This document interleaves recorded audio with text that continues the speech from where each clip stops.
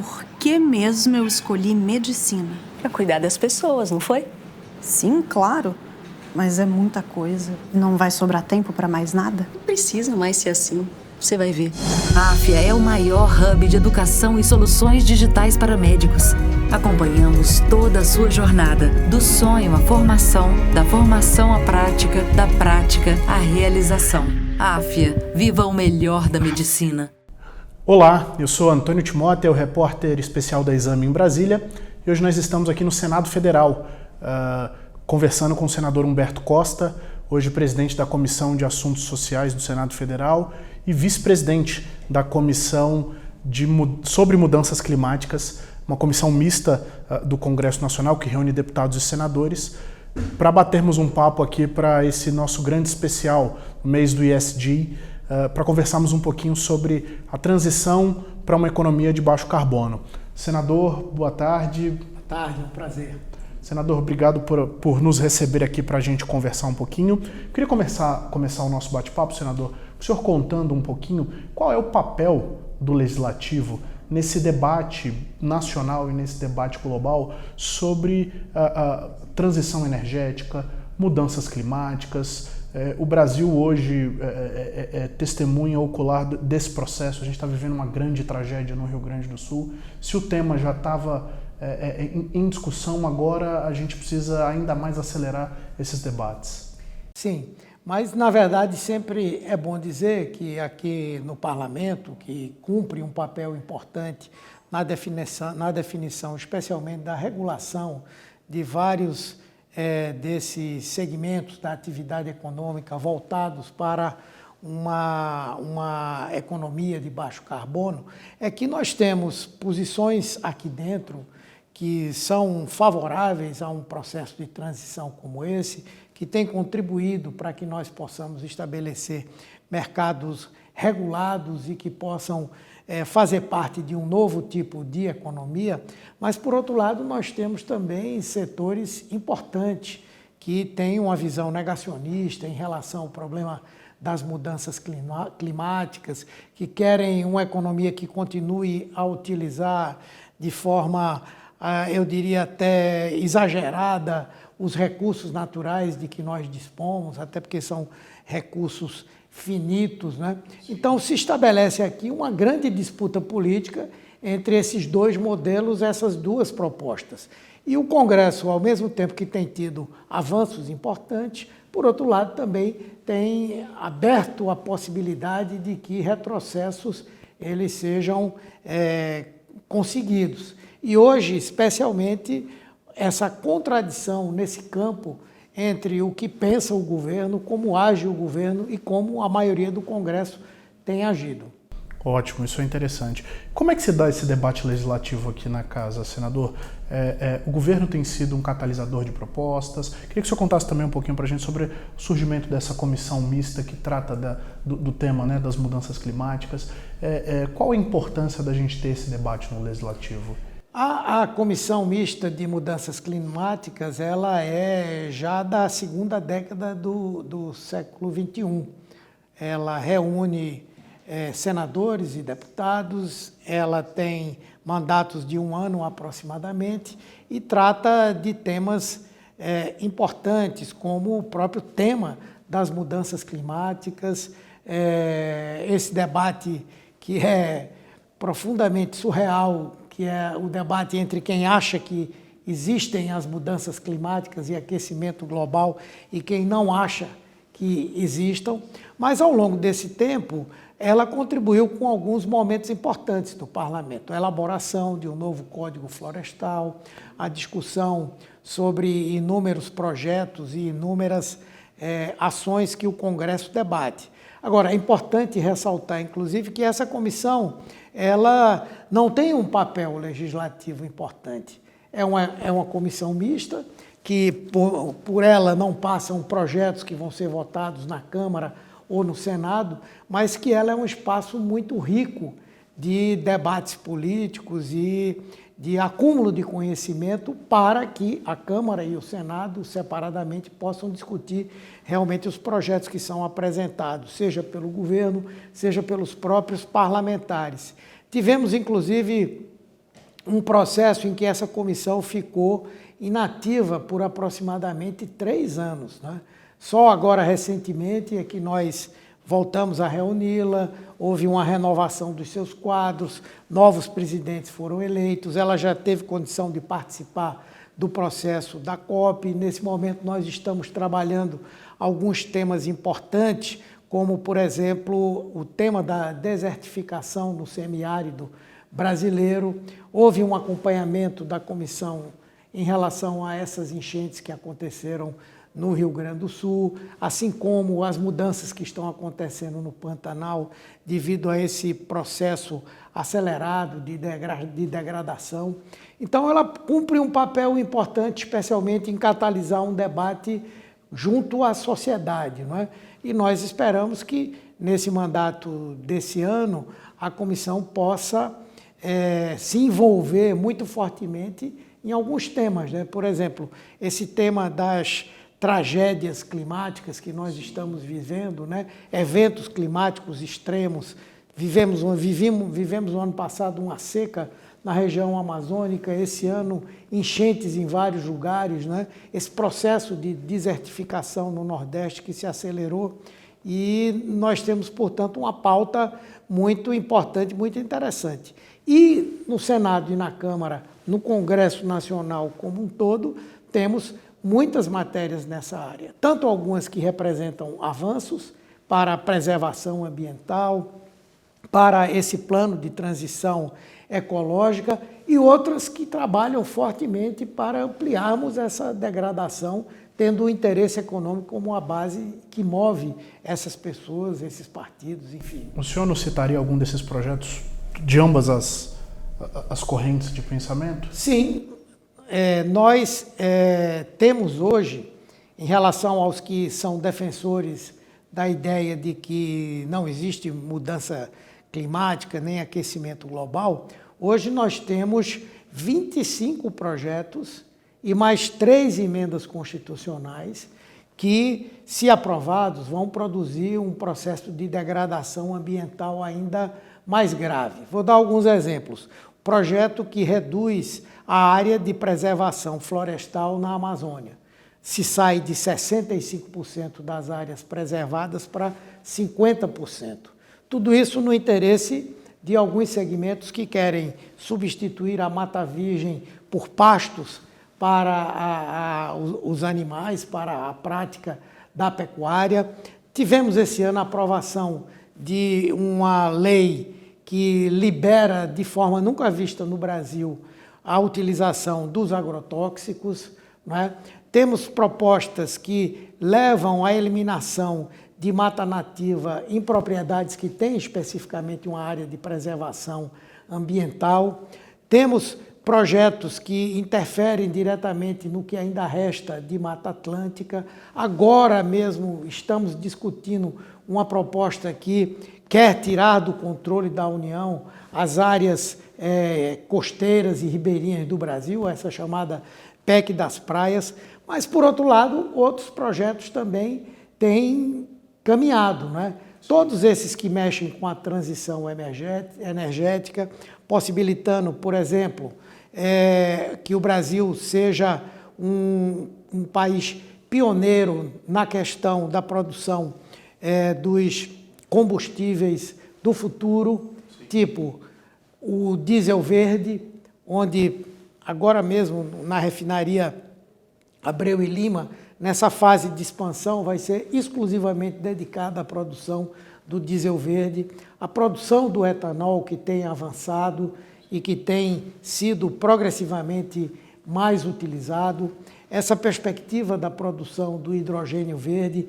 Então, o Brasil é um país que tem um potencial gigantesco do ponto de vista econômico e de construção de uma imagem no mundo que tem tido também guarida aqui no Congresso Nacional. Ou seja, nós temos uma condição em que, tanto de um lado, o debate sobre a questão de acelerar essa transição ecológica, tem aderentes aqui, e, por outro lado, aqueles que negam toda essa realidade que está acontecendo.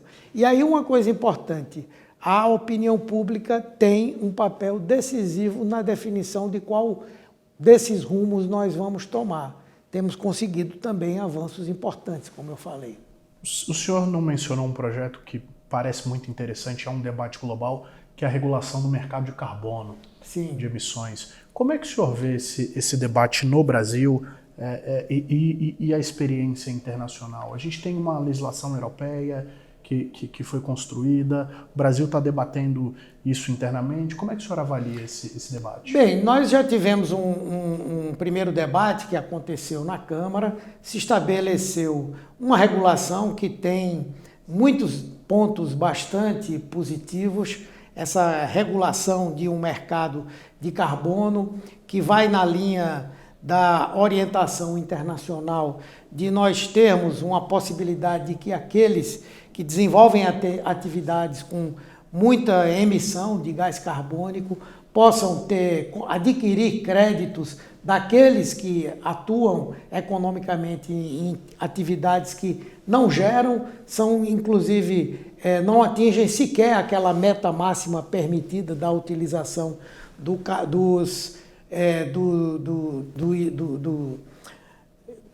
carbono, né? Sim. E, portanto, há uma organização moderna dentro dessas propostas que estão fluindo aqui, né? Agora está aqui no Senado, nós vamos avançar nessa discussão e eu acredito que se não houver grandes mudanças em relação ao que foi aprovado na Câmara, nós aqui vamos ter uma lei que trata da regulação do mercado de carbono bastante sintonizada com o que é o desenho internacional.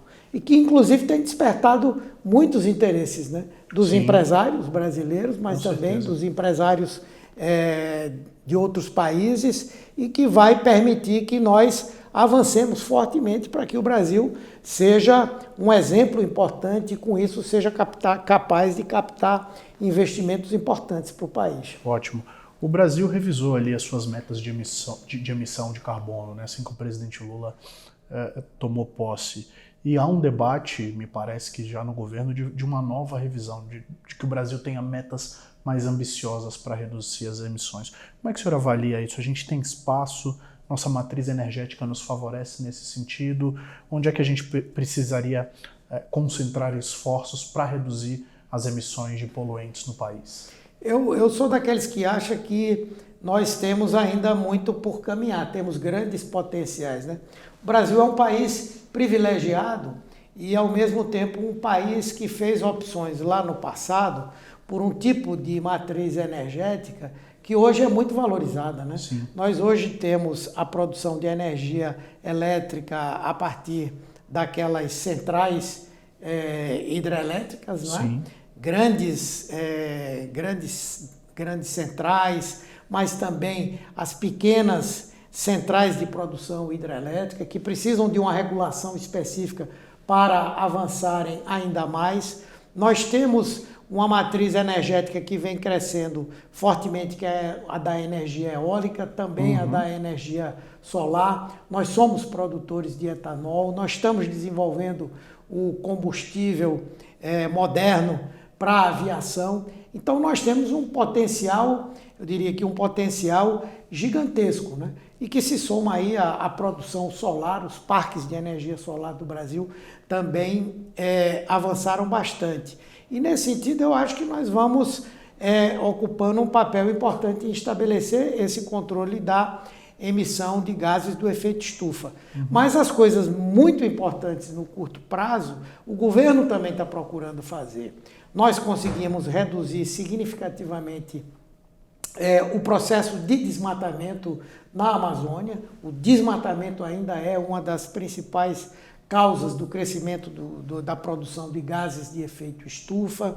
Nós diminuímos, ainda que precisando diminuir muito mais, os desmatamentos e as queimadas na região do Pantanal. Sim. E eu acho que isso faz com que nós possamos ter metas avançadas. O governo atual estabeleceu 2030 como ano em que nós vamos chegar a um processo de queimadas na Amazônia que chegue a zero, que tenha produção zero de gases estufa ali. Isso não só é muito importante para o nosso país, para que nós possamos sofrer menos com essas mudanças climáticas, mas também para darmos uma contribuição no mundo em relação ao controle e enfrentamento dessa produção.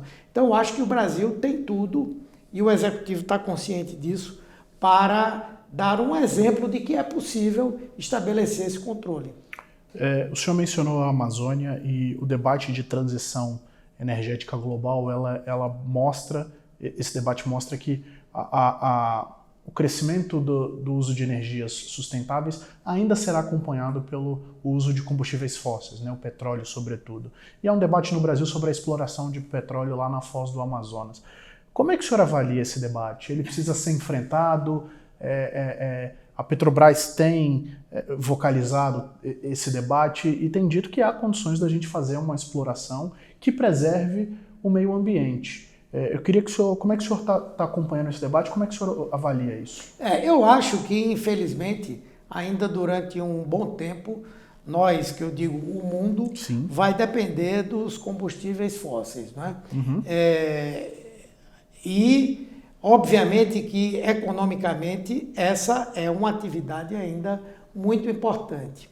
Eu acredito que é possível, nesse processo de transição, nós temos uma convivência entre o caminho para a predominância dessas novas matrizes energéticas, a energia solar, a energia eólica, energia produzida a partir de usinas offshore, não é?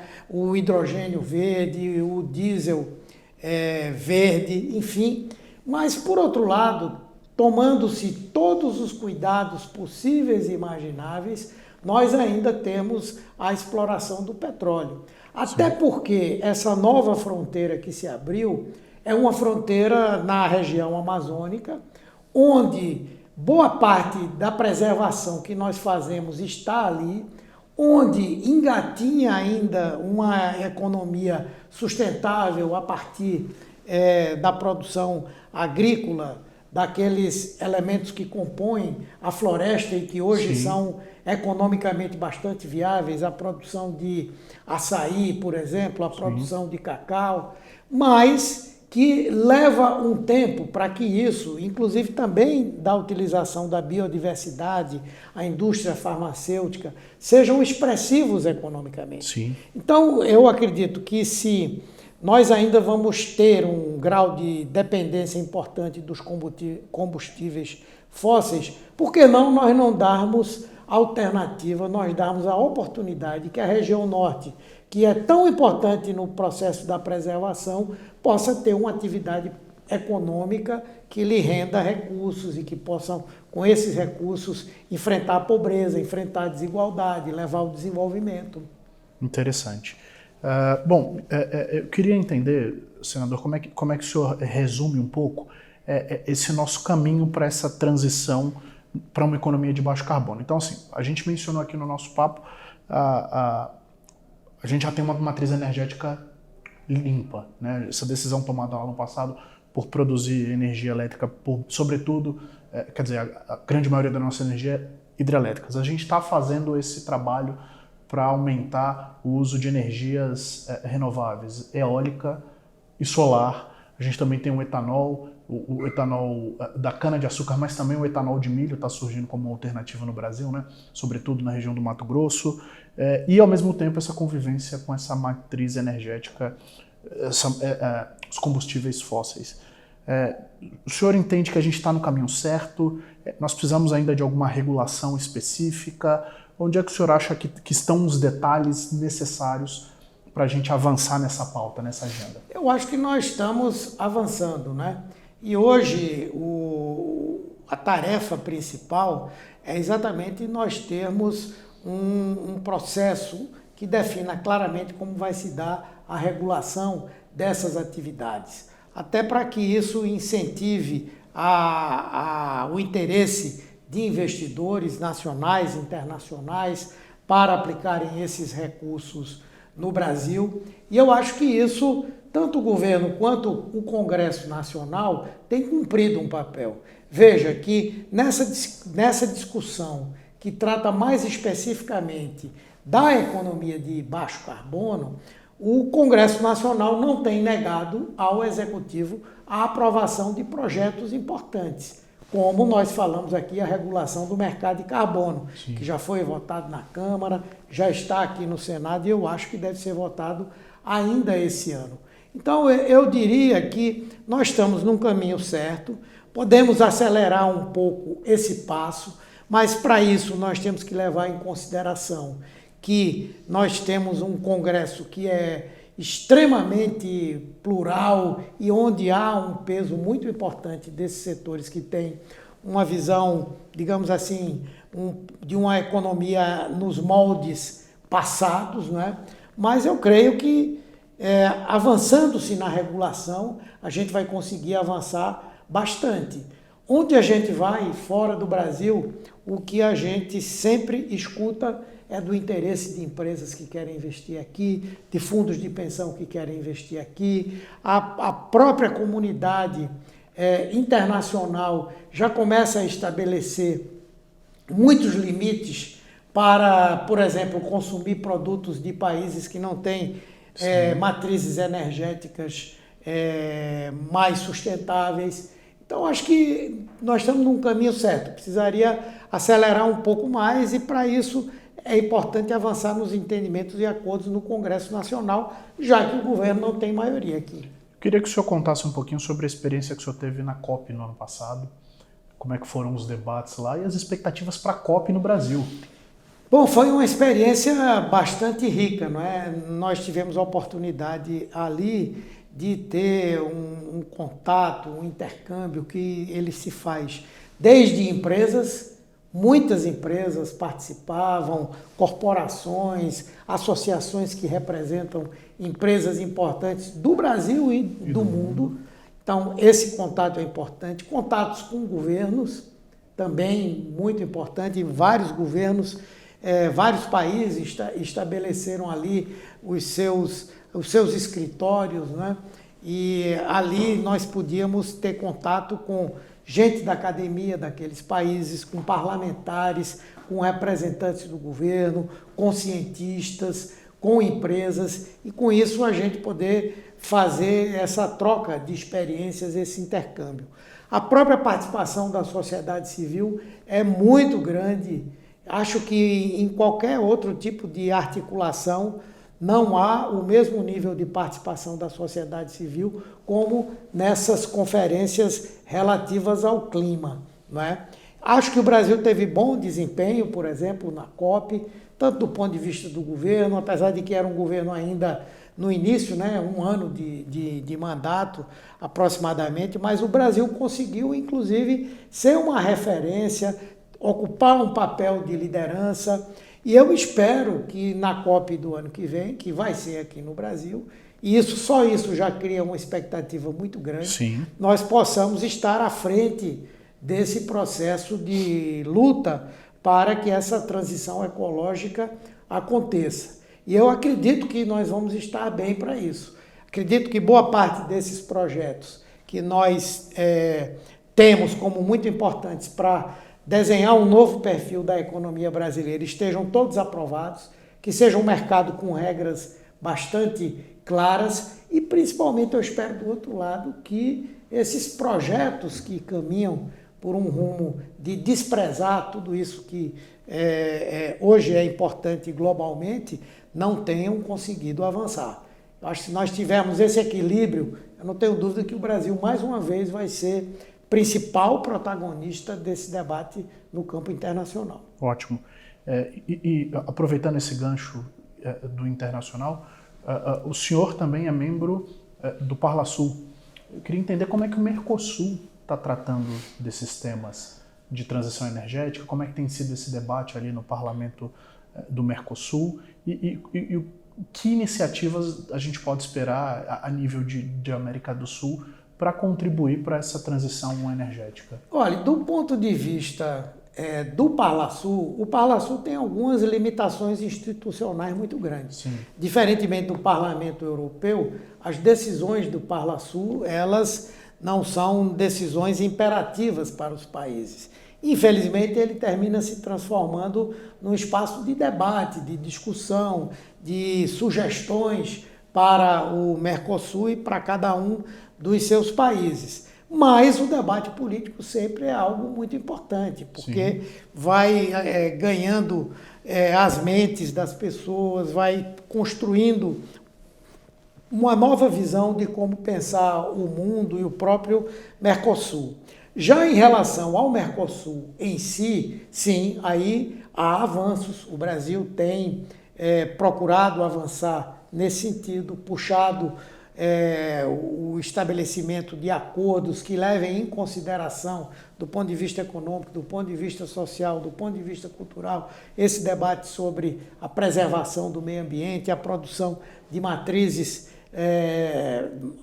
energéticas limpas. Mas, para além do próprio Parlasul, porque o Parlasul e o Mercosul têm relações fortes com alguns países que têm caminhado também numa política semelhante a essa que o Brasil quer implementar. A Colômbia, por exemplo, né, tem sido ousada, ainda que haja muitos questionamentos, nesse campo de afirmar peremptoriamente que não quer trabalhar mais com a matriz energética dos combustíveis fósseis, né? Já não abrem novos espaços de exploração de petróleo, limitam essa produção, e outros que ficam um pouco entre uma coisa e outra, né? Mas eu acredito que a tendência, até porque os países da América Latina, especialmente da América do Sul, têm similaridades muito grandes, né? Sim. Então, se você consegue o estabelecimento de políticas continentais com esse sentido, cada um dos países vai ganhar bastante, inclusive o Brasil, né? Com certeza. Eu queria trazer o nosso debate agora, senador, para um tema que que ganhou, né, as manchetes de jornais, revistas, sites e das televisões, que é a tragédia do Rio Grande do Sul. Mas eu queria trazer isso mais para um contexto nacional. Queria entender, na avaliação do senhor e pelo que vocês têm debatido no Congresso, com o governo e nas experiências internacionais, se as cidades brasileiras, as capitais ou mesmo as cidades interioranas estão preparadas para esses eventos climáticos extremos, né? E queria entender como é que o Congresso pode contribuir para que as nossas cidades se preparem e que a gente evite casos extremos como os que aconteceram no Rio Grande do Sul. Eu acho que nós não estamos preparados, né? Nós temos cidades que são modelos em vários aspectos, modelos em termos de qualidade de vida, modelos importantes que investem, que se compõem de investimentos importantes em saúde, educação, enfim, mas do ponto de vista ambiental e principalmente do ponto de vista da capacidade de responder às consequências dessas mudanças que nós estamos vivendo, com toda certeza nós não temos. O Brasil precisa urgentemente, inclusive, abrir um debate sobre isso, né? Hoje, o que são os modelos de gestões exemplares, né? São aquelas cidades com todas as suas ruas pavimentadas, que não tem espaços por onde a água possa fluir no momento em que você tem chuvas exageradas, transbordamento de rios, de córregos, enfim. Então, é preciso repensar esse modelo, é preciso construir outros paradigmas, né? Agora estão falando muito sobre essa questão das cidades esponja, né? Pode ser uma saída. Então, se nós caminharmos por um rumo como esse, nós vamos fazer o sentido inverso ao que nós fizemos até hoje. Sim. O que é considerado uma cidade moderna no Brasil hoje é uma cidade com muito pavimento, com trânsito, enfim. Nós teríamos que fazer um movimento inverso. Para o quê? Para, ao invés da pavimentação, ao invés do cimento, nós termos cada vez mais áreas verdes, não é? Que possam, inclusive, absorver em grande parte as precipitações pluviométricas, né? Sim. Então, eu acho que nós não estamos preparados. E temos que nos preparar. Eu imagino como fazer isso na cidade de São Paulo, por exemplo. Pois é. Na maior cidade é muito difícil. A gente se lembra aí, qual foi a saída que em alguns momentos São Paulo teve para enfrentar os alagamentos que são anuais, né? Chega-se ao final do ano, aquelas chuvas produzem enchentes, enfim. Era o que? Era a construção de piscinões de cimento para armazenar água, né? Então, é possível que esse novo paradigma nos leve a fazer uma inversão nesse tipo de visão, mas ao mesmo tempo também tem um custo para você desfazer tudo isso que foi construído ao longo do tempo, mas acho que vale a pena. E acho que deve ser uma preocupação do governo levar esse debate para o Brasil como um todo, para os gestores, para os prefeitos, né? Tem coisa que desperte mais o bem-estar do cidadão do que estar numa cidade onde se avançou para cima do rio ou do mar para fazer calçadões, etc. Sim. Tudo isso vai ter que ser repensado, né? Mesmo Brasília, que é uma cidade planejada e uma cidade que tem 64 anos, a gente vê alagamentos na Asa Norte, né, bairro do Distrito Federal, em outras regiões. Então, é um debate caro a todo o país. Todo o país, interessante. Alguma proposta legislativa ou algum debate embrionário está ocorrendo no Congresso para enfrentar esse debate? A gente ainda precisa de uma legislação mais básica para tratar de emergências? Como é que o senhor... Não, eu acredito que ainda não há acúmulo suficiente. Nós já estamos sofrendo com esses eventos extremos há algum tempo, né? A gente for lembrar o que aconteceu no Rio de Janeiro, o que aconteceu na Bahia, agora essa tragédia como nunca tinha havido no Brasil, no Rio Grande do Sul, mas eu acho que foi esse episódio do Rio Grande do Sul que produziu uma comoção maior e o início da criação de uma consciência de que as mudanças climáticas existem, o aquecimento global existe. Isso se reflete sobre todo o mundo, todos os países do mundo estão sofrendo de alguma forma com isso. E aí agora está se despertando o interesse por fazer esse debate. Eu acho que ele vai ser importante nessas eleições municipais agora. E com isso também o Congresso Nacional vai ocupar um papel quando novas propostas de leis forem apresentadas para... servirem como verdadeiros estatutos das cidades, né? Vamos ver. Ótimo, senador. Eu queria concluir o nosso bate-papo entendendo do senhor se existe um projeto prioritário nessa pauta da transição para a economia de baixo carbono, ou o senhor elencaria alguns que o senhor considera agora prioritários neste ano legislativo? Olha, existem alguns que são importantes. O próprio plano de transformação ecológica, que é mais global, ele é muito importante porque ele tem as diretrizes gerais do que nós pretendemos fazer. Sair da condição de um processo de desenvolvimento que nós temos, que é baseado numa economia que utiliza exageradamente os recursos naturais até a sua exaustão, que produz gases do efeito estufa em larga escala, e nós passarmos para um novo modelo que seja sustentável, com a nova matriz energética, que possa, inclusive, trazer os benefícios dessa mudança para dar à população a oportunidade de viver num país menos desigual e menos injusto. Acho que uma grande prioridade é essa da regulação do mercado de carbono, porque vai privilegiar e vai permitir que aquelas empresas que produzem abaixo daquela média de gases do efeito estufa o acesso a investimentos, a recursos que virão na forma da compra daqueles bônus de carbono que ela pode oferecer ao mercado. Eu acho que isso é muito importante. A produção do combustível do futuro também. Hoje a gente sabe que a aviação é uma atividade econômica fortíssima, não é? Sim. Então você ter um combustível mais barato e sustentável, como é o querosene de aviação, não se chama verde, mas se chama sustentável, sem dúvida é uma coisa importante. Eu acho que esses dois são importantes. A regulação dessa questão da produção energética no mar, offshore, isso é importante. Tive a oportunidade agora, quando fui à COP, ver os investimentos que são feitos ali em energia eólica no mar. Mas é preciso ter uma regulação, saber se são leis municipais, se são leis estaduais, se são leis federais, quais são as exigências para que isso aconteça, porque hoje um dos problemas da expansão dessa matriz eólica é que os prejuízos, ou digamos assim, os efeitos colaterais hoje existem e são muito fortes.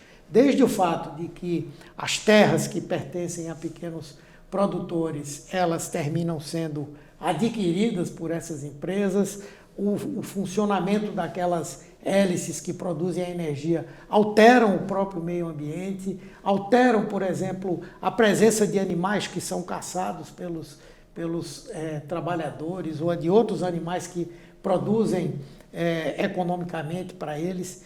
Então, eu acho que coisas assim a gente já tem condição de estar tratando para fazer as coisas avançarem. Mas eu diria que esses três são muito importantes. Ótimo. Senador, obrigado pela atenção do senhor e até uma próxima. Eu que agradeço, um grande prazer. E obrigado a você que nos acompanha na Exame, continue acompanhando aqui as nossas entrevistas e publicações no mês do ESG, continue acessando a exame.com e assine a nossa revista. Obrigado a você e até a próxima.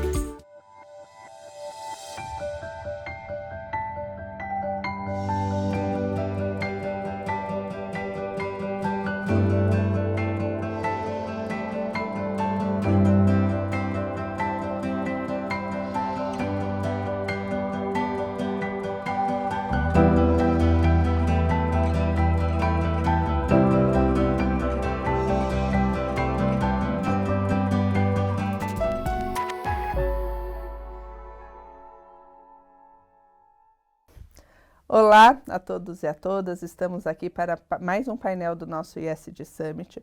Hoje eu tenho o prazer de receber Maria Neto, CEO do Instituto Clima Sociedade, e Munir Soares, cofundador e CEO da Sistêmica, para discutir um tema super importante e atual, que é carbono, as oportunidades do mercado regulado brasileiro. Obrigada, Munir, obrigada, Maria, é um prazer estar aqui com vocês hoje. Eu quero começar esse painel fazendo a primeira pergunta para o Munir. Munir, o Brasil está discutindo a criação de um mercado de carbono, de um mercado regulado de carbono, e como todo novo mercado, como todo avanço, acho que sempre tem as críticas, né, de não preencher todas as lacunas, talvez não inclua tudo que as pessoas estavam esperando, mas o fato é que a gente está começando. Então, eu quero que você conte para a gente um pouco da criação desse mercado regulado, o atual estágio e o que você espera. Beleza. Boa noite, Renata. É um prazer aí, obrigado pelo convite. Também é um prazer estar aqui com a Maria Neto. Então, vamos lá. Bom, acho que a gente tem aqui uma oportunidade, acho que única no contexto nacional. Eu acho que a discussão do mercado regulado, ela gera um alinhamento do ponto de vista de políticas. O Brasil se alinha às boas práticas internacionais e políticas no contexto de mitigação de gases de efeito estufa. O Brasil, esse debate, né, da criação do mercado, ele não está sendo um debate simples, né, e já não era de se esperar, mas eu acho que a gente tem aqui uma grande oportunidade, primeiro, de implantar um sistema num contexto em que você vai favorecer a redução de emissão dentro de uma perspectiva de dois setores que são relevantes, não são os mais relevantes no contexto nacional, mas são os mais são relevantes. Estou falando do setor de energia e indústria. E a gente tem uma discussão importante também, que é a discussão de qual é o papel que créditos de carbono vão ter também dentro desse mercado, né? Eu acho que existe hoje uma expectativa, na minha avaliação, que ela é maior do que devemos esperar. Em que sentido? O mercado regulado brasileiro ele vai ser um mercado de entre 90 e 150 milhões de toneladas ano, né? E é ideal que as permissões que você tenha para o uso de crédito de carbono não ultrapasse 15%. Né? Então você não vai ter uma demanda tão grande para crédito de carbono como se tem uma expectativa. Então acho que aqui, primeira coisa, a gente tem que focar que o ponto principal da discussão é a criação do mercado regulado e garantir que essa regulamentação desse setor esteja bem robusta e bem feita. Segundo ponto é garantir que créditos de carbono que possam acessar esse mercado, né, que façam parte do sistema de comércio de emissões que está sendo discutido, tenham qualidade e integridade ambiental e que seja mais um instrumento de flexibilização, né?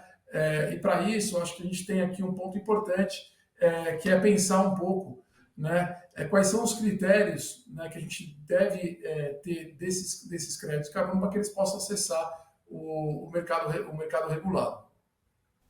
Legal, obrigada, Munir.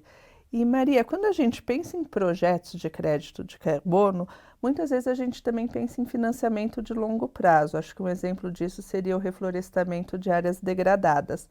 E daí a gente pode esbarrar numa questão que, apesar do Brasil ter um grande potencial para gerar créditos de carbono, tem essa dificuldade do Brasil de ter um financiamento disponível de longo prazo. Como que a gente pode trabalhar incentivos, garantias, preço dos ativos, para que financiamento de longo prazo se torne uma realidade? Muito obrigado por convidar a gente para conversar aqui. E, de fato, esse é um ponto importante. Eu acho que assim, o crédito de carbono é uma valorização, né, da redução de emissão, no caso, por exemplo, de restauração florestal ou de reflorestamento, seria para a remoção do gás de efeito estufa dessa floresta, né? Mas, como você falou, é um incentivo lá na frente, porque quando a gente vai investir, por exemplo, em restauração, uma floresta ela pode levar 5, 6, 7 anos para amadurecer e para poder absorver o carbono, né?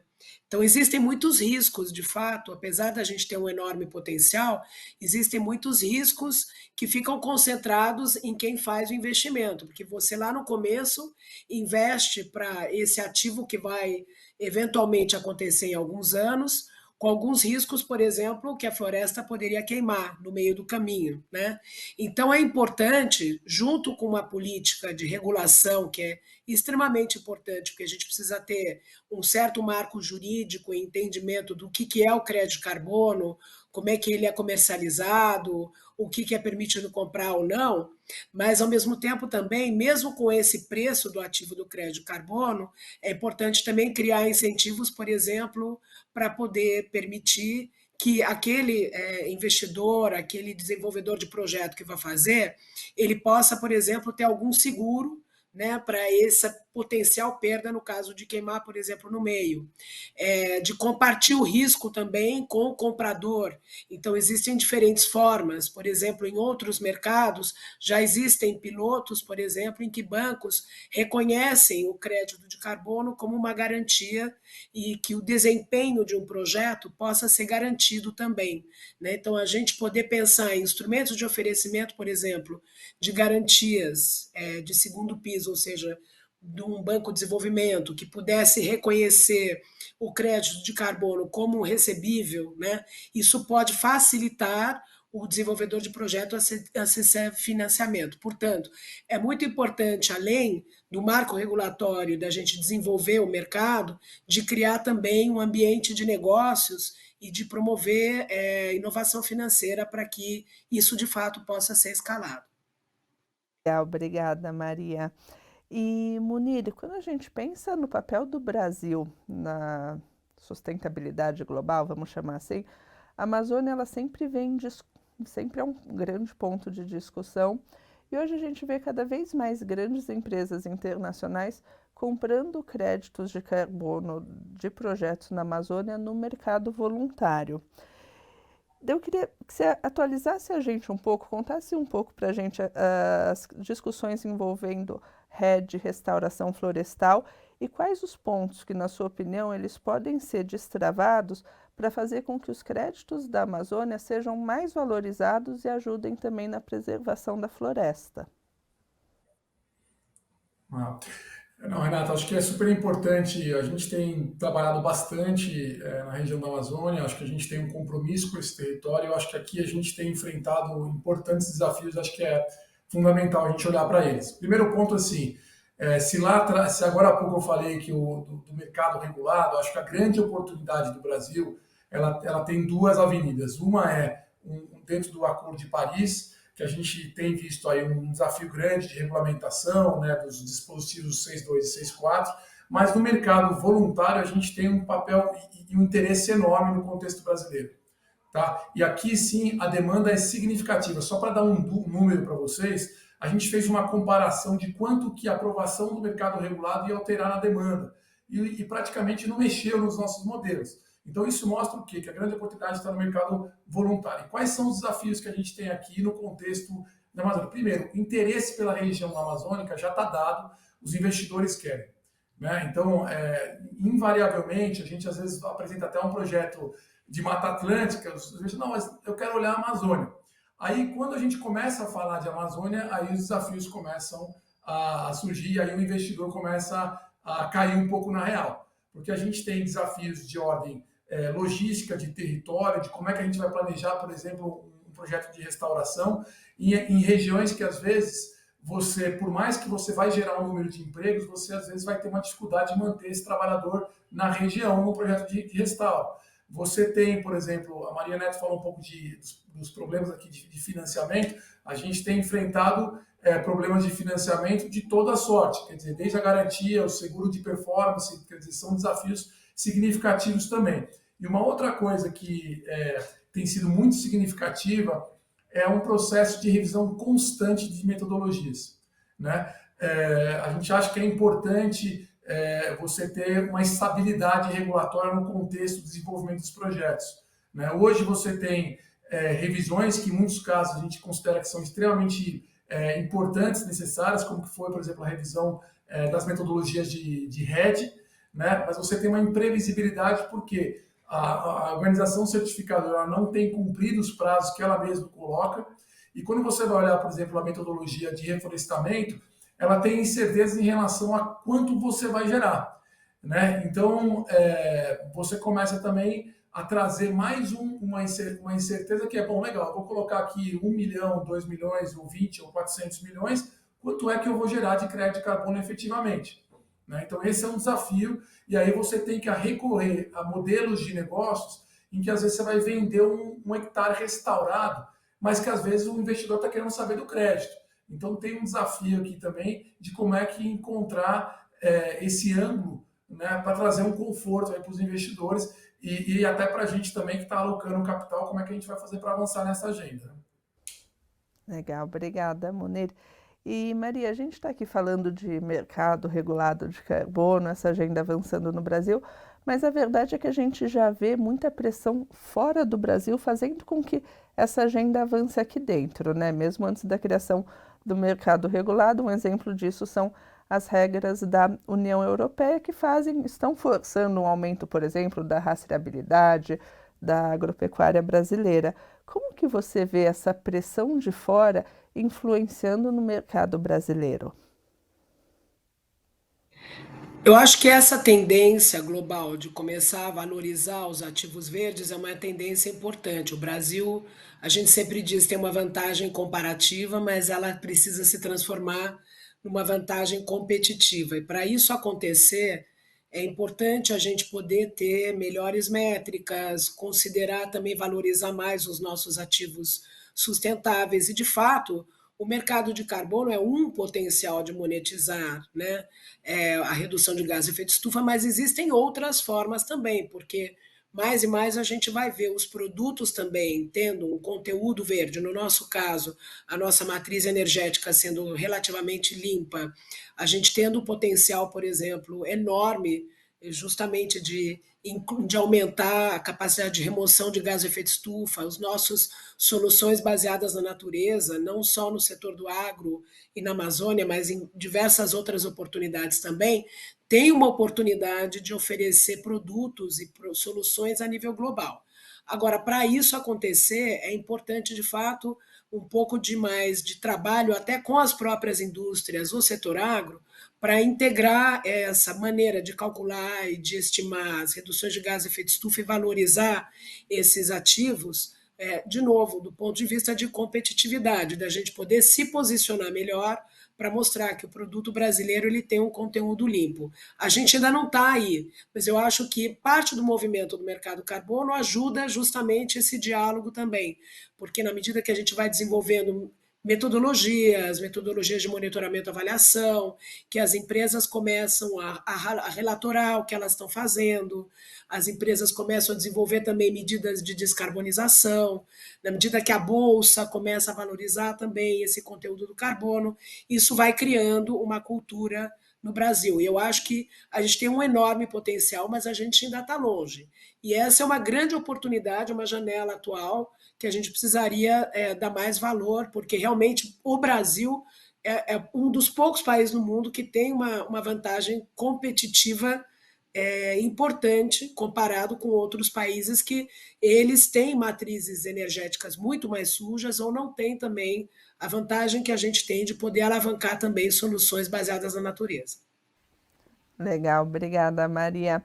E, Munir, quando a gente pensa nos projetos da Sistêmica, essa agenda ela tende a ser uma agenda muito focada no impacto ambiental. Mas, de fato, assim, eu queria que você contasse para a gente também um pouco do impacto social dos projetos de vocês. Quando vocês começam um novo projeto, como que isso melhora a vida das populações envolvidas? Qual que é o impacto social que isso também traz? A gente a gente aprendeu muito em como criar. Primeira coisa, assim, né? Os projetos de carbono e mercado, você tem, às vezes, algumas oscilações. A gente, nos últimos 2 anos, passou por uma série de oscilações de preços e tal, que acabam impactando no contexto dos projetos, né?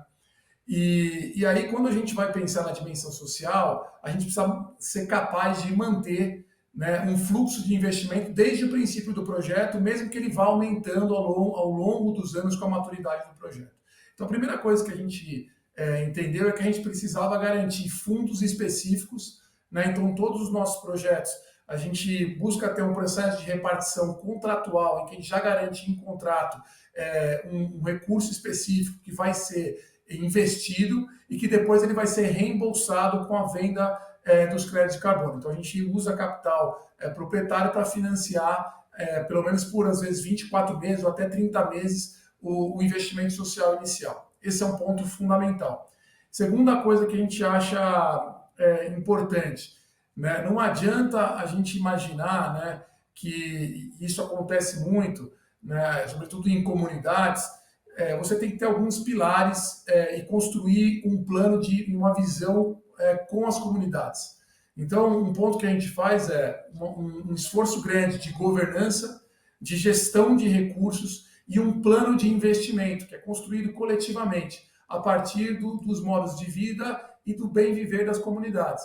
Então, a gente tem desenhado coletivamente com as comunidades planos em que elas definem quais são as prioridades, né? Segundo, o que a gente vai fazer no primeiro, no segundo ano, e depois a gente parte aí para uma orçamentação. Então, tem investimentos desde construção de investimento para resiliência climática, por exemplo, construção de sistemas de armazenamento de água, né? Até, por exemplo, faculdades online, né? Então a gente tem um projeto nosso em que a gente hoje tem 24 pessoas cursando ensino superior, porque a gente viabilizou isso com internet à distância e parcerias com instituições de ensino superior, né? Então você vai criando para cada comunidade, para cada grupo, né, um pacote de investimento que é com eles discutido, tá? E por fim, Renato, acho que tem um desafio importante aqui, que é como é que a gente cria dentro do processo de comercialização uma estrutura que vai mitigar o risco de oscilação de preço. E acho que esse é um desafio, né? Como construir formatos de comercialização junto com as comunidades, em que às vezes a gente fala assim, olha, é melhor você às vezes ter um preço menor, mas você garantir um fluxo de receita para pelo menos garantir esses investimentos que são prioritários.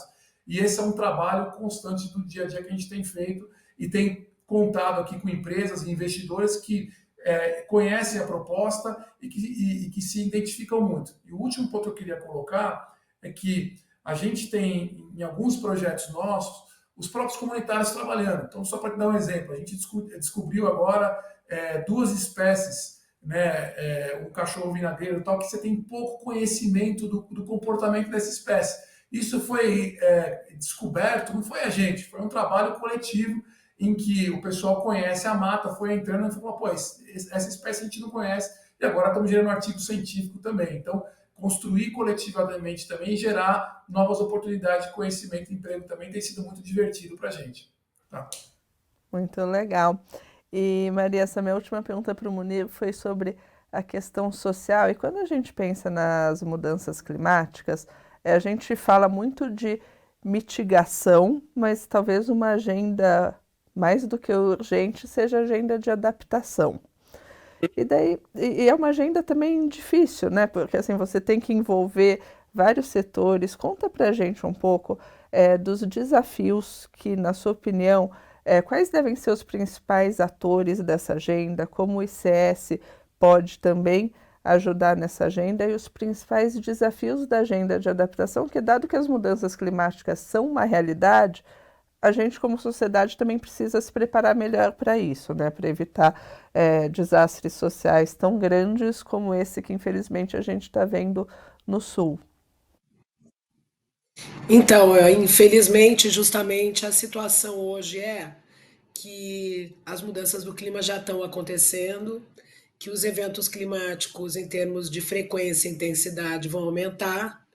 A gente não sabe exatamente a tendência, mas a gente sabe que vão aumentar. Então, infelizmente, a gente vai começar a ver mais e mais vezes esse tipo de situações. Para poder viver com essa situação, é muito mais custo efetivo a gente financiar e investir em adaptação, em resiliência, ou seja, se preparar antes, que pagar depois que acontece um incidente, como o caso do que aconteceu no Rio Grande do Sul. O custo de não ação é muito mais alto que o custo de ação, certo? Então, de fato, isso pede uma completa diferente forma, inclusive do sistema financeiro operar. Porque a gente está acostumado a fazer investimentos, a planejar a nossa economia com informações históricas. E a gente tem que começar a olhar cenários futuros com um tipo de frequência de incidentes que não são históricos. Então, isso pede a mudar um pouco a nossa forma de operar. E isso é toda a sociedade, tá? Mas é óbvio que tem alguns setores que são mais urgentes e que precisam mais atenção que outros. Então, claramente o setor agrícola, a área florestal, tudo que depende muito de recursos naturais, por exemplo, de água, tem um impacto muito grande, tá certo? A diversificação de clima, porque, por exemplo, na agricultura, a gente, de repente, não vai ver um incidente tão grande como o que aconteceu no Rio Grande do Sul, mas a gente começa a ver perdas de colheitas, porque as datas de colheitas, o que a gente estava acostumado com toda a gestão de como eram feitas as gestões agrícolas mudam em função de uma variabilidade climática nova, né? Além disso, a gente também sabe que tem algumas áreas que já são mais vulneráveis que outras. E a necessidade de adaptar essas áreas precisa também uma séria discussão sobre, por exemplo, como a gente planeja a territorialidade da região, porque, de um lado, você tem que pensar nas infraestruturas que vão ser reconstruídas ou construídas ali. A gente não pode continuar construindo casas em lugares onde já estava desabando. A gente não pode continuar construindo as nossas infraestruturas com materiais de construção que não sejam resilientes, porque a gente pode estar realmente pondo vidas de pessoas em risco, certo? E por outro lado, a gente também tem que olhar essa questão territorial, e aí muito a ver com o IX, de poder entender a sociedade que mora ali. Porque, querendo ou não, os mais vulneráveis são sempre os que já são mais vulneráveis economicamente. Então, pegando a situação do Rio Grande do Sul, certamente as pessoas que moravam em favelas, as pessoas que moravam em regiões mais pobres, são as que mais perderam, as que mais vão ter dificuldade de recuperar agora, tá certo? E essas são normalmente as mais vulneráveis. Então, a gente precisa também priorizar essas populações mais vulneráveis, particularmente em zonas que a gente sabe que tem já propensão a ter eventos climáticos drásticos. E olha, não é só inundação no sul, não. A gente teve o ano passado uma seca importante na Amazônia, que também teve muito impacto em população pobre, certo? Então a gente tem que ter um trabalho muito sério dessa análise de mapeamento dessas áreas mais vulneráveis, para poder, ao mesmo tempo, ter um trabalho territorial priorizando também as populações mais vulneráveis, para trabalhar com elas também a prevenção. Em outras palavras, a adaptação é muito mais importante que a recuperação do desastre. E ela tem que ser priorizada porque a melhor forma é a forma mais custo-efetiva de evitar o desastre. Só que daí, né, Maria, assim, eu concordo com tudo que você fala, mas é o que você falou no começo, né? As pessoas têm que abrir a cabeça, tem que ser um novo jeito de pensar, porque é isso, todos os nossos modelos, até numa instituição financeira, o modelo de crédito é considerando o histórico, agora a gente tem que pensar, assim, o histórico... Assim, não vale, né? A gente tem que olhar agora áreas de risco. Volto à primeira pergunta que eu fiz para você sobre financiamento de longo prazo. Nessa, assim, todo o sistema tem que ser reinventado, né? Governo, instituições financeiras, sim, sociedade, todo mundo trabalhando junto e com uma cabeça aberta que vai ter que fazer diferente agora. Sim, eu acho que a discussão que está acontecendo agora no G20, por exemplo, de reformas do sistema financeiro global, no fundo é uma reforma também que a gente tem que fazer no nosso sistema local. Porque, querendo ou não, se eu sou um banco que financia o setor agro, eu vou perder dinheiro se eu continuar só financiando a mesma coisa e não tiver uma responsabilidade maior também como financiador de discutir com esse agricultor para oferecer oportunidades e pensar em alternativas. E o próprio agricultor tem que começar a internalizar que essa é uma realidade que chegou para ficar. E, infelizmente, né? Obviamente, a gente precisa reduzir emissões enormemente para evitar que isso continue a acontecer ainda mais, de forma mais extrema, com maior frequência e intensidade ainda, mas a realidade é que a gente já tem uma tendência hoje acima, veja bem, acima do que já tinha sido considerado o cenário mais drástico que os cientistas tinham calculado, tá certo? Então, nós estamos num cenário não muito positivo no que é o impacto do clima. Então, assim, a gente, obviamente, a prioridade é reduzir as emissões, mas a gente já sabe que esses eventos chegaram para ficar e a gente tem que se preparar melhor para eles. E, de fato, pede uma outra forma de atuar. E tanto os investidores como os bancos, como a economia real como um todo, tem que adequar isso, assim como, sinceramente, também o poder público, porque tem um trabalho público-privado importante aí também, né? Tem, estava inclusive pensando concessão de infraestrutura, não é? Tem que colocar agora também adaptação nos projetos, colocar isso no plano de capex, porque senão você vai construir da forma errada, vai causar vou só falar do prejuízo financeiro, né? Assim, para todos os envolvidos, sem contar no prejuízo social, que é ainda maior.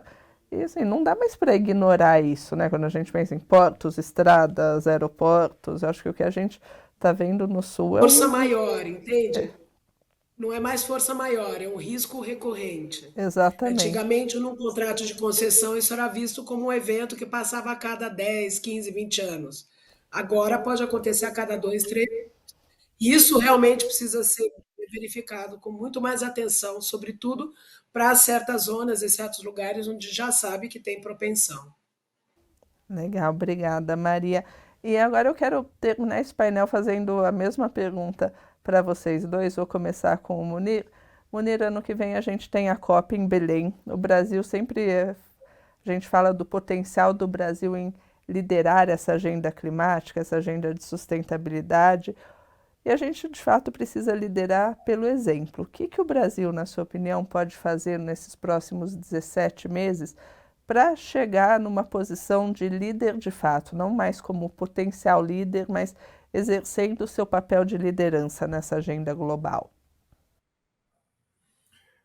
Renata, eu acho que assim, a principal coisa que o Brasil precisa focar primeiro é a gente não dar sinal trocado, né? Eu acho que o Brasil vem, de alguma maneira, tem muito sinal trocado ainda nas discussões. Então, né, o ano passado foi assim, até um pouco irônico, né? Em determinado momento, o Brasil estava lá sendo festejado, né, por ser o que é, e de repente a gente é anunciado, né, como um membro novo da OPEP. Então, esse tipo de coisa eu acho que não ajuda, né? Outra coisa o Brasil tem um potencial grande, a gente falou aqui de reflorestamento, de rede, né? Eu acho que nessa avenida, eu acho que a gente tem que consolidar, né, a aprovação, fazer a lição de casa interna, ou seja, quais são as políticas que a gente tem que já levar e apresentar para o mundo.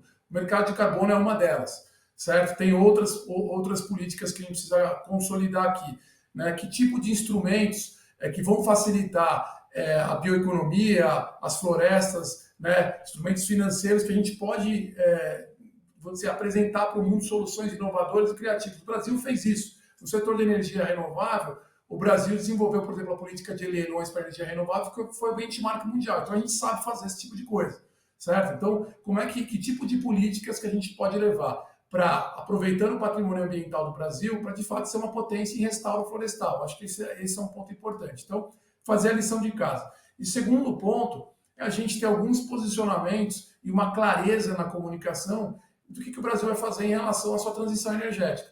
Eu acho que passou-se já da oportunidade de falar assim, o Brasil tem 80% de energia renovável no setor elétrico, e o Brasil tem... A gente vem falando isso há, sei lá, 15 anos, né? Eu acho que está claro, o mundo já entendeu, a gente tem esse diferencial, mas e daqui para frente? Como que a gente vai se comportar? Qual que é a estratégia? Né? Como que a gente vai utilizar essa vantagem comparativa que a gente tem e transformar isso numa vantagem competitiva, com novos mercados, com SAF, com hidrogênio de hidrogênio? Quer dizer, como é que a gente avança e cria essa política? Eu acho que o Brasil precisa ter posições muito claras e definidas, e eu não tenho dúvida que assim, a gente já está bem posicionado no processo de negociação, mas acho que a gente precisa afinar o discurso agora, né, e conseguir dar essas mensagens claras, porque eu acho que o Brasil tem todas as condições de liderar esse processo aí. A gente tem uma COP de Belém super bem sucedida, em que a gente vai ter uma oportunidade também muito única, que é mostrar uma Amazônia,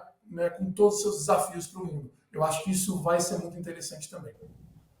Obrigada, Munir. Maria?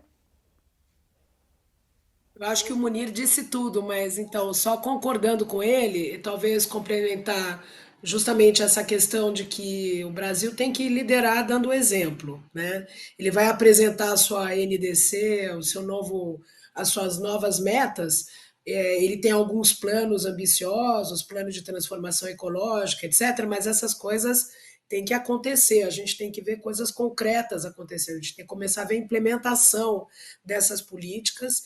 E eu estou completamente de acordo que agendas como a restauração, que é uma mega oportunidade, mas precisa política pública, precisa de sinal de mercado, precisa escalar bastante rapidamente, e também a questão de tecnologia, e que os renováveis a gente possa fazer do Brasil um power shoring, quer dizer, atrair investimentos internacionais para o Brasil, porque a gente tem um potencial de renováveis. Essas apostas têm que ser mais claras, não podem ser tão confusas. Eu estou de acordo aqui um pouco com essa visão. E também, por outro lado, é importante, o Brasil também vai ser um líder global. Então, também é muito importante o Brasil considerar como é que ele vai ser esse grande agregador no mundo, tá? De um acordo que possa ser tão ambicioso ou mais que o Acordo de Paris. Isso não é fácil, porque a gente está num mundo fragmentado, a gente está num mundo onde existem hoje muitas guerras frias, tanto em termos de guerras reais, como também em guerras comerciais, e é muito importante o Brasil se organizar muito logo e ter claro qual vai ser a sua forma de agregar e de assegurar que existe uma convergência, porque a COP30 também vai ser muito importante para reforçar a importância do multilateralismo e da Convenção de Mudança do Clima e da ambição de clima, porque se a gente não chegar lá, a gente também tem um perigo muito grande dessa situação que a gente está vivendo agora, já de aumento do clima, da temperatura, continuar aumentando. A gente tem uma urgência climática e a responsabilidade brasileira vis-à-vis isso é enorme. Legal. Obrigada, Maria. Munir, Maria, obrigada. Foi um prazer estar aqui com vocês e obrigada a todos pela audiência.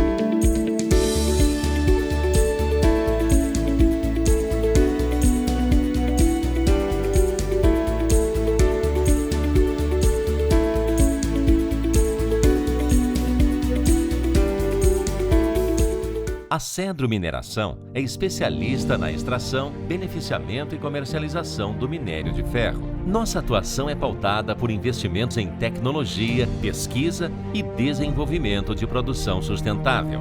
Fomos uma das primeiras mineradoras do estado a ter sua antiga barragem de rejeitos descaracterizada pela ANM, além de apoiarmos e investirmos em várias ações sociais.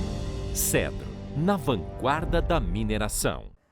Olá a todos e a todas, obrigada por estarem aqui com a gente. Estamos hoje aqui com Luciana Nicola, diretora de Relações Institucionais e Sustentabilidade no Itaú Unibanco. Obrigada, Luciana. Obrigada, Renata. E com a Annelise Venderamini, coordenadora de Pesquisa em Finanças Sustentáveis no Centro de Estudos de Sustentabilidade da FGV. Obrigada, Annelise. Para falar sobre um tema que é acelerando a transição com mecanismos de apoio.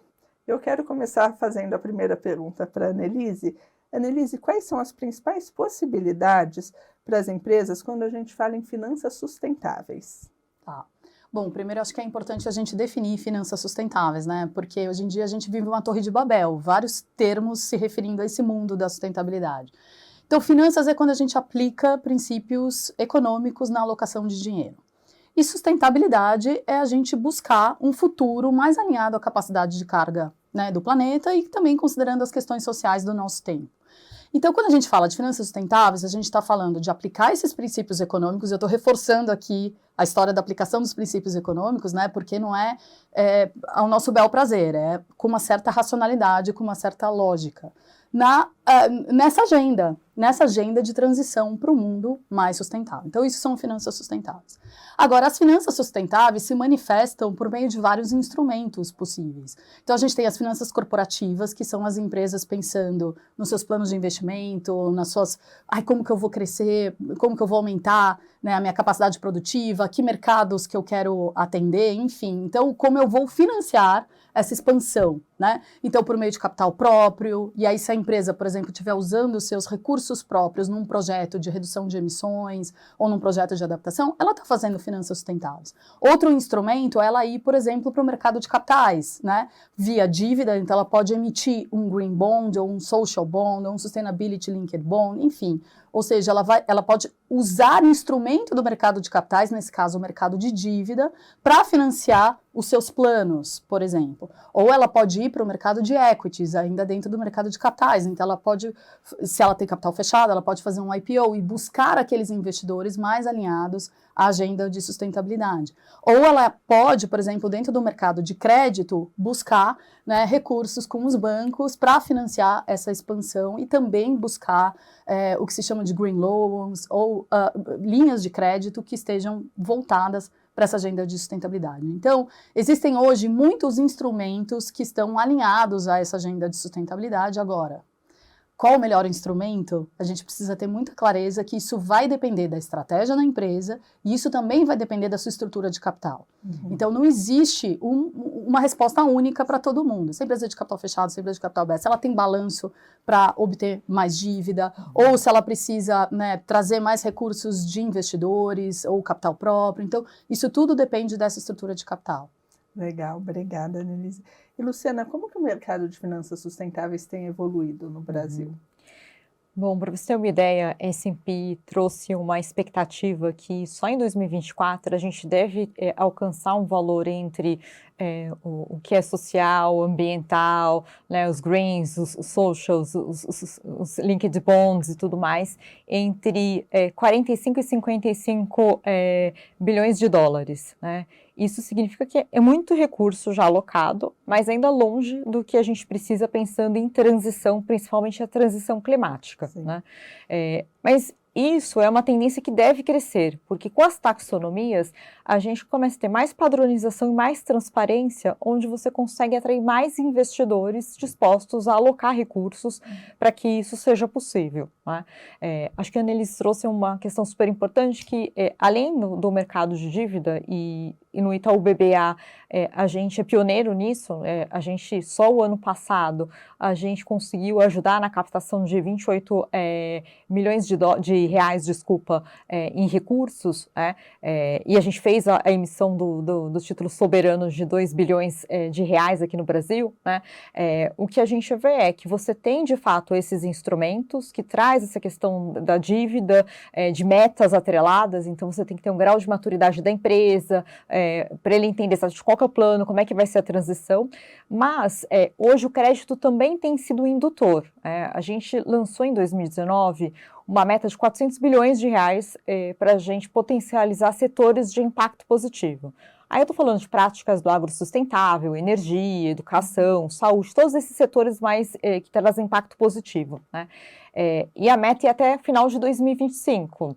Agora a gente já cumpriu 92% da meta, ou seja, você tem bons projetos que não necessariamente vão nesse sentido de emissão de dívida ou uma captação específica de metas, mas que sim de setores que estão crescendo e que estão de fato olhando cada vez para um impacto onde é mais democratizado, ou de fato com uma atenção para a questão climática ou uma questão mais ambiental, quando a gente olha para o agro, que tem um potencial enorme de crescimento, né? Mais reforço, ainda a gente está engatinhando, né? Quando a gente olha principalmente para todas as metas net zero e o que a gente precisa fazer ainda, a gente vai ter que mobilizar muito mais capital. Legal. E você citou o agro, e é interessante que quando a gente olha para a União Europeia, por exemplo, a gente vê o setor de transição energética, que é a grande questão da União Europeia, mobilizando todas as discussões de finanças sustentáveis. Quando se olha para o Brasil, quais setores, quais investimentos você acha que faz mais sentido, que são os mais sensíveis para o Brasil? Acho que a gente tem um leque amplo.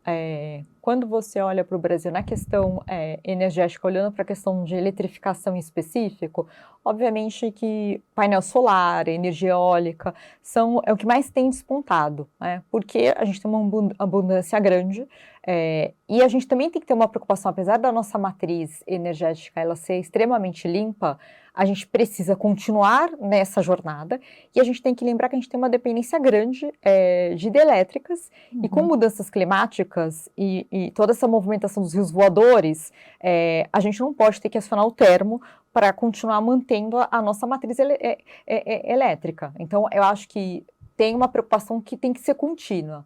Mas a gente tem outras coisas que a gente tem de potencial no Brasil, né? Eu acho que quando a gente olha para o biometano, para substituir principalmente a dependência de combustíveis fósseis e de gases que vêm oriundos de combustíveis fósseis, quando a gente olha para a questão principalmente do uso do solo, da terra, a gente hoje tem um potencial grande de como a gente faz isso de uma forma mais sustentável e como é que a gente faz essa transição, né? Quando você olha principalmente para a questão logística no Brasil, né, a gente tem o etanol, que a gente ainda tem vários ciclos de evolução do etanol no Brasil, né, e com potencial de exportação, porque a gente deve sair de um carro a combustão, mas a eletrificação por si só ainda existe uma necessidade de infraestrutura, de um preço acessível para todos na população. O etanol é um grande instrumento que a gente tem para baixar as emissões, né? Então, quando eu olho para o Brasil, a gente tem muito potencial ainda a ser trabalhado.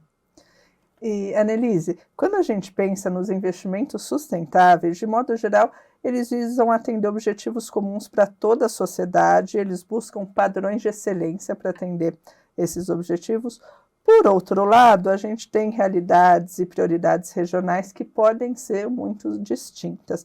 Como equilibrar essas diferenças, tanto na seleção dos investimentos, quanto na avaliação da performance ESG das empresas? Quando a gente fala de investimentos sustentáveis, a gente precisa entender se a gente está falando da empresa e na construção do seu portfólio, né, de investimentos, ou se a gente está falando do investidor pessoa física, ou mesmo investidor institucional e tal. Mas falando da empresa especificamente, quando a empresa tem o seu portfólio ali, o seu pipeline de projetos de investimento e onde ela vai investir, isso não vem no vácuo, né? Isso vem da sua estratégia e, teoricamente, a empresa tem ali um caminho por onde ela quer seguir, né, nos próximos anos. É muito importante qual é o caminho que eu quero seguir nos próximos anos, trazer uma lente climática e ou seja, olhar que a gente está passando pela questão das mudanças do clima, isso é indisputável, né, e aí esses investimentos, esse pipeline precisa levar isso em consideração. Então, precisa ser resiliente, precisa considerar que, enfim, a gente realmente vai passar aí por grandes transformações do ponto de vista de como os sistemas climáticos e os sistemas naturais vão funcionar.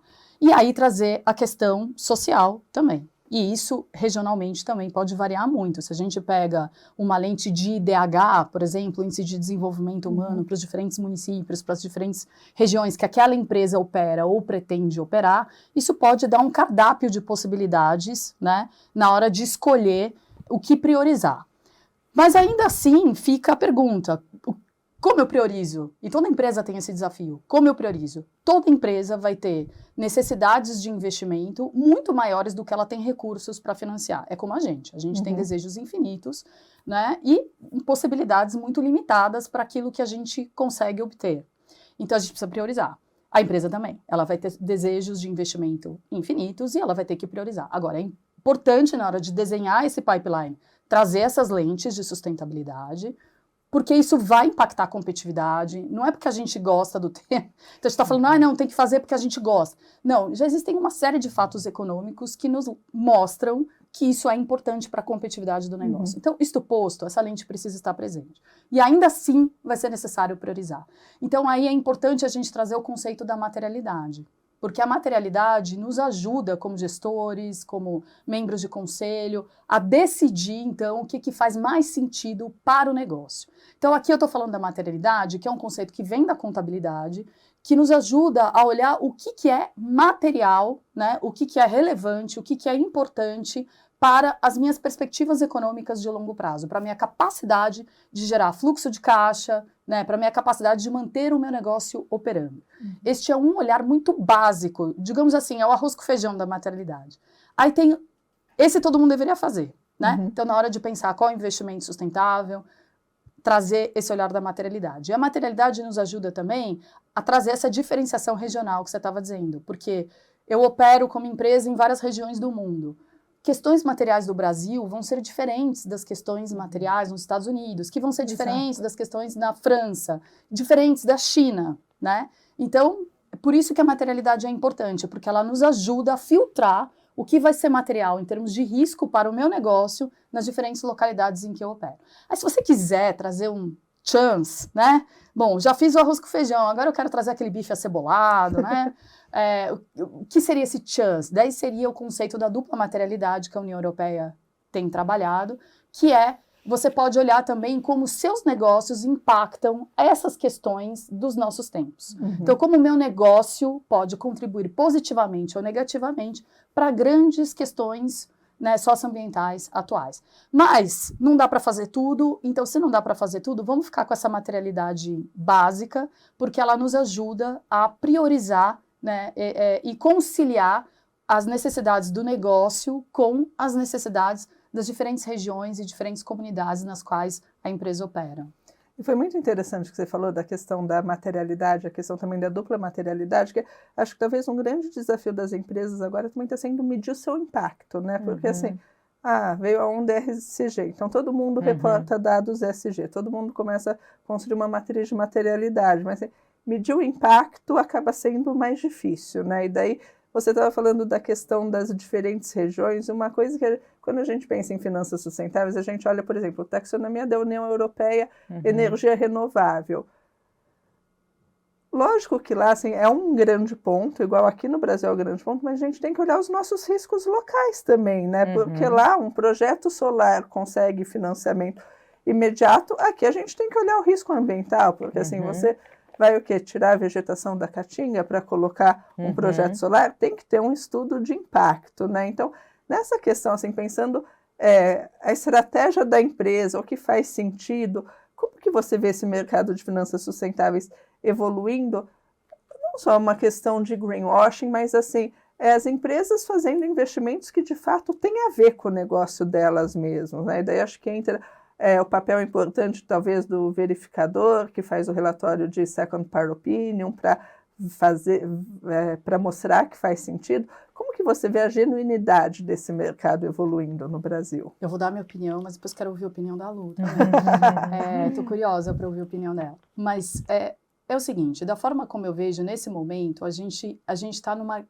Veja, a gente está num momento de uma grande transição econômica. E essa qual é a grande transição econômica? A gente está na insustentabilidade e a gente precisa ir para a sustentabilidade. A gente pode ficar um ano aqui discutindo o que é essa sustentabilidade, então não vamos entrar nessa discussão, mas a gente precisa fazer esta transição. Ela pode demorar 100 anos, pode demorar 200, ela pode demorar 50, sei lá quanto tempo ela vai demorar, mas é desta transição que a gente está falando, e ela é muito confusa, como toda transição, porque a gente está saindo de 200 e tantos anos de uma economia que foi toda construída em cima de combustíveis fósseis, em cima de certas formas de operar, né? Principalmente num esquema muito linear, né? Que hoje, por uma série de razões, estão se mostrando inviáveis do ponto de vista ecológico e social. Então, esse é o ponto que nós estamos. Então, nessa transição, e essa transição vai passar por uma grande ruptura tecnológica, né? Ela é um processo de destruição criativa, como o Schumpeter descreveu, pela própria descrição do Schumpeter no seu Business Cycle. Então, quando a gente lê o trabalho do Schumpeter, a gente vê que a gente está passando por um processo de destruição criativa, que é tecnológico, que é social, que é econômico, que é político. E quando a gente passa por esse processo, às vezes a gente não enxerga. A gente só vê a confusão, é que nem o sapo. Aí até politicamente é incorreto dar esse exemplo, mas não tem aquela historinha do sapo dentro da panela, tal. Enfim, não sei se é verdade ou não, mas vamos pegar essa analogia, a gente está dentro da panela, então às vezes a gente não percebe que isso está acontecendo. Que a água está esquentando. Que a água está esquentando, mas quando a gente olha com um pouco de distância e olha dados dos últimos 100 anos, dos últimos 50, dos últimos 10, em termos econômicos do que está acontecendo, a gente percebe que a gente está, de fato, nessa transição. A economia está nessa transição. Isso posto, as empresas precisam lidar com essa confusão e com essa transição. Porque numa transição nada está posto, nada está consolidado. O antigo a gente sabe que não vai poder ser mais daquele jeito, o novo a gente não sabe que cara tem, então a gente fica testando. As empresas nessa confusão, elas têm que lidar com um consumidor que tem cada vez um perfil diferente, porque nós temos 5 gerações coabitando esse planeta. Acionistas que pensam de uma certa maneira, enfim, né? Então ela tem que lidar com isso, ela tem que lidar com seus investidores, E investidores não é um grupo homogêneo, né? Nós temos investidores de curto prazo, investidores de longo prazo, nós temos, enfim, temos todos os tipos de investidores. Elas têm que lidar com os seus bancos que também financiam, então elas têm uma rede complexa ali para lidar. E nem todo mundo é corintiano, nem todo mundo é palmeirense, nem todo mundo é jogador de rugby. Cada um tem ali a sua visão. Então, a empresa tem essa dificuldade. Então, o mercado de finanças sustentáveis, ele está nesse momento, várias línguas sendo faladas. A gente não consegue ter uma convergência, por exemplo, o que é ambiental dentro do ESG, ambiental, social e governança, quando a gente vai testar, e disso eu estou falando a partir de pesquisas, o que os diferentes investidores compreendem como ambiental, a gente vai encontrar diferentes perspectivas completamente diferentes. Tem investidor que ambiental é igual ao clima, que a gente sabe que não é de maneira nenhuma. Sim. Então, existe uma confusão ainda, que é natural do período de transição.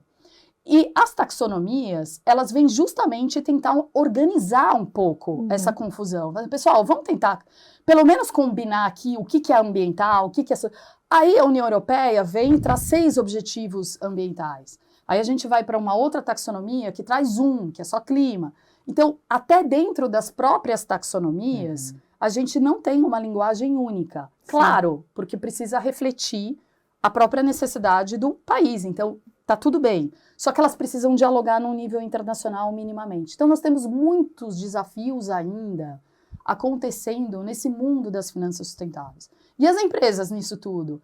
As empresas ficam enlouquecidas, porque elas têm milhões de indicadores para reportar, milhões de relatórios para prover, e o que a gente percebe é que muitas dessas informações, que historicamente têm sido providas pelas empresas, não estão sendo suficientes para a tomada de decisão do mundo financeiro. Então, a próxima onda de transformação de relatos vai ser o seguinte, vai ser produzir indicadores e produzir informações que sejam úteis para a tomada de decisão financeira. E aí é outro tipo de informação, é outro tipo de dado. Então, com isso eu vou parar porque eu quero ouvir a Lu também. E daí, ouvindo a Lu, a minha próxima pergunta para você, que já tem a ver com o que a Annelise estava falando, é a questão da taxonomia brasileira, que está em construção. Então, o que você...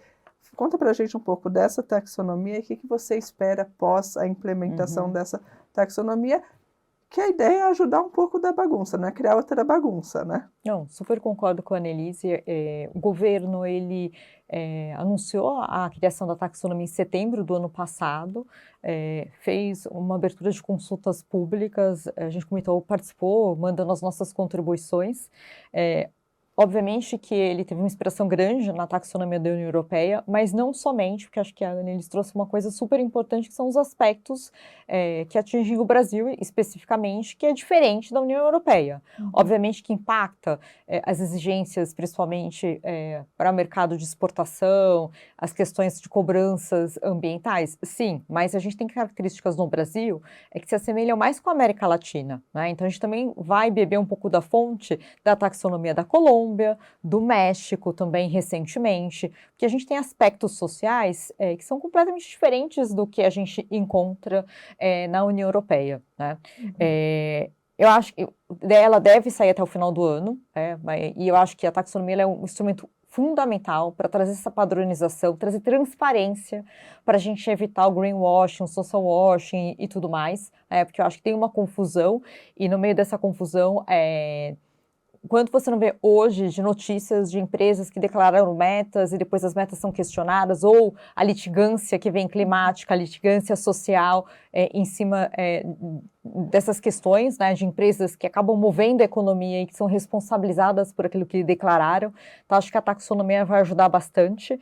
A gente, no setor financeiro, exatamente por essa lacuna de não ter uma taxonomia, né, a gente no Itaú, a gente lançou a taxonomia verde, a princípio, em 2019, e depois a Febraban também, entre os bancos, trouxe a taxonomia verde para que a gente conseguisse ter pelo menos esse nivelamento entre os bancos, do que a gente financia, como que a gente, de fato, hoje tem trazido essas operações. Mas a evolução para uma taxonomia sustentável é fundamental, porque a gente precisa trazer os aspectos sociais, que são características próprias do nosso país, algo que você não vai ter quando você olha para a União Europeia, como a gente tem aqui. que reflete um pouco até do que o próprio Banco Central hoje já traz da política de responsabilidade social, ambiental e climática, onde puxou a régua da questão social, onde não tinha nenhum precedente antes. A questão de transição, que eu acho que o verde, né, aquilo que você marca como a questão ambiental, você tem referências, você tem bibliografia, e a Anne pode dizer mais do que eu em relação a isso, né? Mas quando a gente começar a discutir transição, é muito importante. O que é transição? Porque você não vai sair do ponto A para o ponto B do mundo ideal sem passar por um processo de transição. E essa transição vai ter que ser financiada.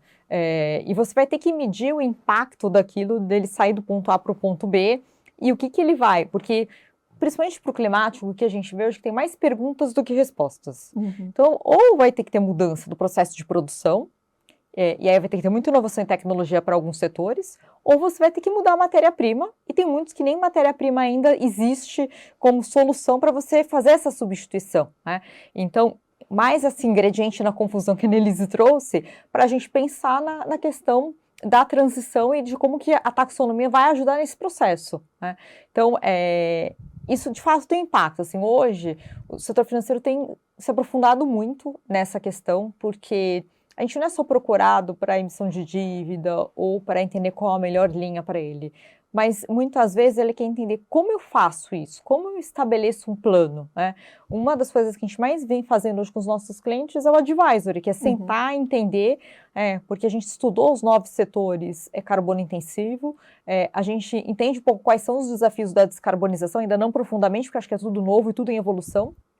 E a gente tem sentado com essas empresas para ajudar, falar, bom, o final do processo eu vou te dizer qual é o melhor instrumento financeiro, mas antes disso, o que é material para sua empresa, o que vai impactar, como é que você... E também não é algo de curto prazo, você tem que pensar, a gente está falando de coisa 2050, né, metas intermediárias é 2030, então tem um trabalho grande que precisa ser feito com as empresas, mas acho que a taxonomia vai ser fundamental para que a gente consiga ter todo mundo minimamente alinhado nos conceitos, nas regras, e entendendo de fato o que a gente precisa fazer nesse processo de transição.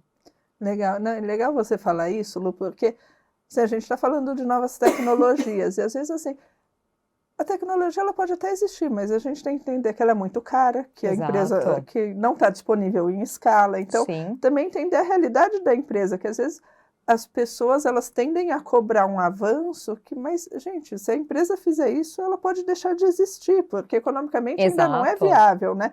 Então, acho que o banco ele também tem esse papel importante no advisory de falar assim, ó, você vai chegar lá, mas assim, hoje você tem que dar um passo muito pequeno e trabalhar para poder dar um passo maior para frente, né? E eu acho que tem até um alinhamento de conceitos com desafios territoriais. Vou citar um exemplo, né? Quando a gente olha para as metodologias que olha para a descarbonização no agronegócios no mundo, ele não leva em consideração as oportunidades que a gente tem no Brasil.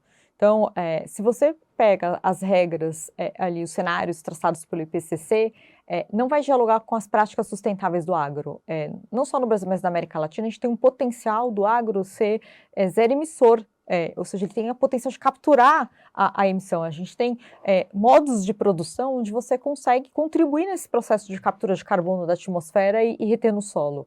Isso não está considerado nos cenários. Então, tem até um trabalho de não só simplesmente a gente trazer e só adaptar, mas até rediscutir. Deixa eu te contar um pouco o que é o cenário para o Brasil, para a América Latina, né? O agro é um ótimo exemplo. A gente hoje tem grupos de trabalho pensando até para mostrar o que é o cenário da América Latina versus um cenário que você tem na Europa, por exemplo, onde você não tem toda essa questão de integração lavoura, pecuária e floresta, né? Onde você hoje tem metodologias de cobertura entre safras. Hoje você tem tantas soluções avançadas no agro sustentável, isso não está sendo considerado nos cenários. Então, ter essa conversa com os nossos clientes, e principalmente quando eles estão pressionados naqueles que exportam, é muito importante para dizer, é isso, tem que ter sustentabilidade financeira também. Vamos ver como é que a gente faz esse processo de transição para que ele seja economicamente viável. Economicamente viável, eu acho que o exemplo do agro também mostrou que em alguns casos o Brasil vai ter que ocupar uma posição de liderança, né? Porque é isso, a União Europeia nunca vai desenvolver uma taxonomia que vai levar em consideração o agro brasileiro e suas características. A gente que vai ter que, talvez, criar essa nova taxonomia e mostrar uma aplicada para a nossa realidade. Sim, e eu acho que quando a gente olha, hoje está todo mundo muito voltado para a floresta, que é super importante, combater o desmatamento, comando e controle, uma série de coisas. Mas o agro também tem um papel super importante. O Itaú, ele hoje é o banco que financia um programa super importante da Syngenta, que chama Reverte. O que eles fazem? Eles pegam áreas degradadas de produtores, ajudam não só com assistência técnica, mas viabilizam como garantia no crédito que é tomado no Itaú, para fazer a recuperação e transformar aquela área em agricultável, né? A gente até agora já desembolsou R$1 bilhão, porque se mostrou um mecanismo super eficiente, porque o produtor, ele ganha nas duas pontas, ele deixa de ter uma área degradada, ou seja, ele está de fato fazendo o restauro, a recuperação daquela área, que é uma obrigação que ele teria, e por outro lado, ele está transformando numa área agricultável onde ele vai ter mais receita, né? Então, tem várias soluções. Isso tudo é muito oportunidades que a gente vê aqui no Brasil. Então, de fato, é isso que a gente tem que olhar. São novas soluções, novas tecnologias, novas metodologias. Então, a gente tem que... É tudo muito novo, a gente tem que avaliar e entender o que tem aqui diferente do que tem lá e como é que a gente começa a mostrar isso mais para o mundo, né? Legal. E daí a gente está falando de transição, taxonomia, e eu queria fazer uma última pergunta, até em comum para vocês duas, sobre algo que a gente estava conversando antes no painel, que é a questão de adaptação, porque a gente está falando de mitigação de emissões, mas a verdade é que as mudanças climáticas estão ocorrendo, os efeitos estão aqui, e a gente não pode deixar de falar dessa agenda de adaptação, que é uma agenda difícil, porque a gente vai ter que reconstruir as coisas de uma forma diferente, vai ter que analisar, adaptar nossa infraestrutura para esse mundo mais incerto. Então, eu queria terminar esse painel perguntando para vocês duas como vocês veem essa agenda de adaptação evoluindo, pensando em atores que precisam atuar, quais os principais desafios dessa agenda. A adaptação é uma agenda que já está atrasada para a gente, né? E ela é uma agenda de impacto social gigante. A agenda de mitigação também. Mas a agenda de mitigação, assim, em termos financeiros, a gente consegue olhar e encontrar alguns fluxos de caixa. Então, ela é uma agenda mais possível de ser usada pelo setor privado e de até servir como um business case para a questão climática, para a questão da sustentabilidade. A adaptação tem um impacto social gigante. E fluxos de caixa difíceis de serem observados para o setor privado. É impossível? Não, de jeito nenhum. É possível você, como setor privado, fazer investimentos em adaptação para prevenir, como seguro, né?